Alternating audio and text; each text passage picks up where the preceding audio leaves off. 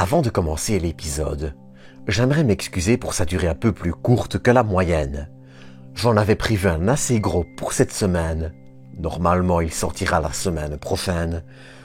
Mais il s'est avéré bien plus gros que ce que je pensais et j'ai dû le décaler. Bref, je vous laisse avec l'épisode. Au cours des différentes histoires d'exoplanètes, j'ai déjà eu l'occasion d'évoquer un vaste catalogue de mondes aux aspects radicalement différents. Des mondes superhabitables aux déserts brûlants, en passant par les super-terres et les planètes aux anneaux géants, je crois que vous commencez, tout doucement, à avoir un assez bel aperçu de la diversité de notre univers. Et pourtant, croyez-le ou pas, mais il reste encore une foule monstrueuse de mondes surprenants dont je n'ai pas encore parlé. Alors, afin de corriger, en partie, cette erreur, je vous propose, aujourd'hui, de voir ensemble certains de ces records battus par des exoplanètes. Mais cependant, avant d'aller plus loin, j'aimerais vous inviter à vous abonner si vous ne l'êtes pas encore, ainsi qu'à partager, liker et commenter cet épisode. Sur ce, on passe à l'épisode. Sur ce, on passe à l'épisode. Sur ce, on passe à l'épisode.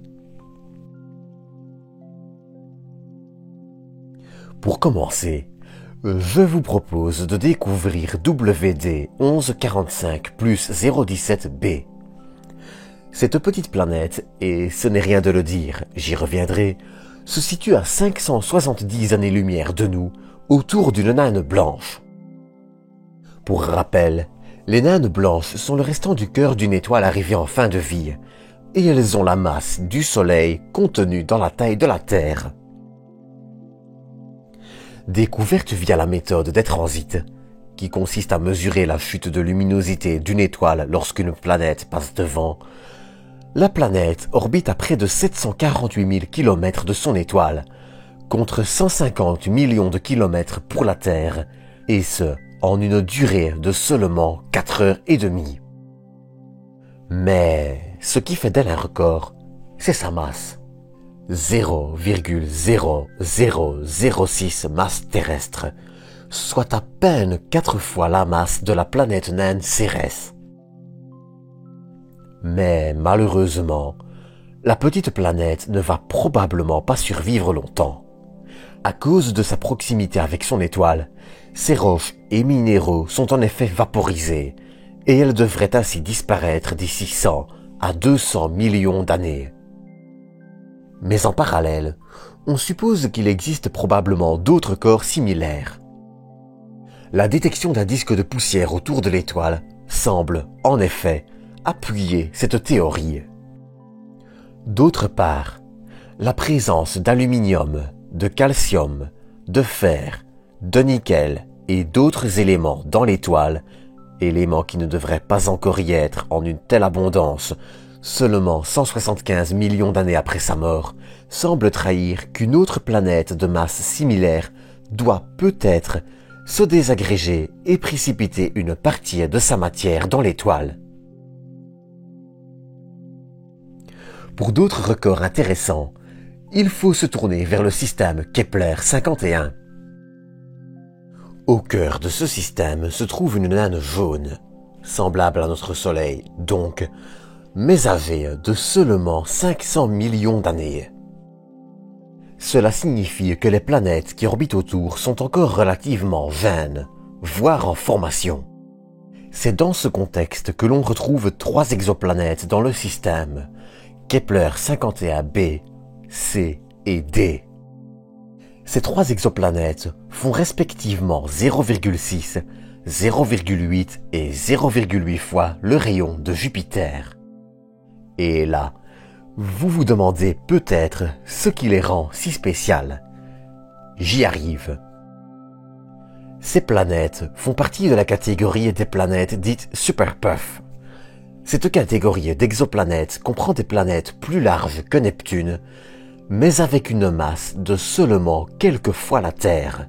Ainsi, la détentrice du record de la planète la moins dense est Kepler 51b, avec 0,6 fois le rayon de Jupiter et 0,007 fois sa masse.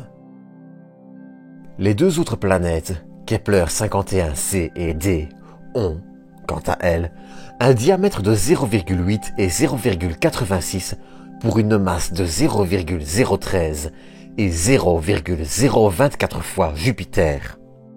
Et justement, cette classe de planètes est encore très mal comprise à l'heure actuelle.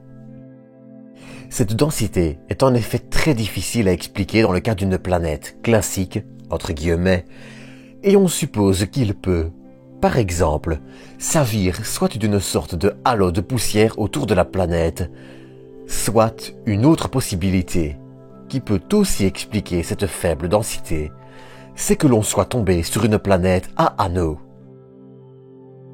J'en ai déjà parlé dans un épisode dédié, que je vous invite à aller voir après celui-ci, le lien sera en description et en fiche, mais du côté des anneaux, Saturne est loin, très loin d'être la reine.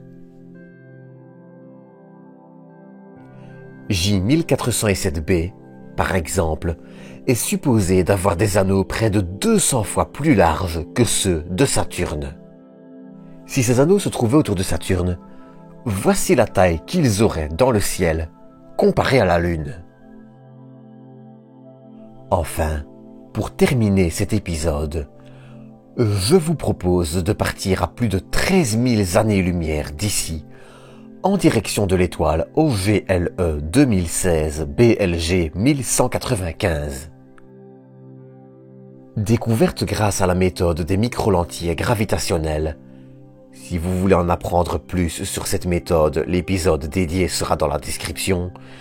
Cette petite étoile est soit une naine rouge, soit une naine brune, à la limite entre l'étoile et la supergéante gazeuse. Elle ne fait en effet que 7,8% de la taille du Soleil et est, assez logiquement, extrêmement froide. À tel point que la planète qui orbite autour d'elle est peut-être la plus froide connue à ce jour. D'une masse et d'une taille comparables à la Terre, la planète orbite également à la même distance de son étoile que nous du Soleil. Mais, comme je le disais, cette étoile est bien plus petite et froide, ce qui signifie que la température de la planète pourrait être de moins 242 degrés Celsius, soit à peine 31 degrés au-dessus du zéro absolu. On ne compte, cependant, pas ici une possible atmosphère, mais il est certain que celle-ci ne suffit pas pour atteindre des températures acceptables. La planète est donc ainsi, fatalement, un monde glacé, désolé, perdu dans le froid de l'univers. Car s'il existe beaucoup de planètes chaudes, il ne faut pas non plus oublier que, comme dans notre système solaire, la majorité des mondes sont souvent froids, désolés et dépourvus d'atmosphère. Mais ça, c'est un autre sujet. En attendant, c'est sur ceci que je vais clôturer cet épisode. Comme d'habitude, j'espère que vous l'aurez apprécié et je vous donne rendez-vous dans quelques jours pour une nouvelle vidéo. D'ici là, prenez soin de vous, prenez soin des autres et à bientôt pour une nouvelle dose d'espace. Avant de commencer l'épisode,